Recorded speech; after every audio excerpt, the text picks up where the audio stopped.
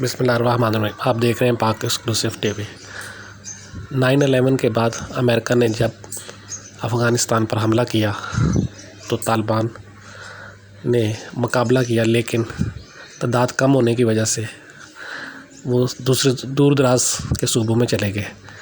لیکن 20 سال جنگ رہنے کے بعد امریکہ کو گھٹنے ٹیکنے پڑے اور آج امریکہ افغانستان سے نکل گیا اور طالبان سے درخواست کر رہا ہے کہ اس کے سفارتی عملے کو امریکہ لے کر جانے کی اجازت دی جائے۔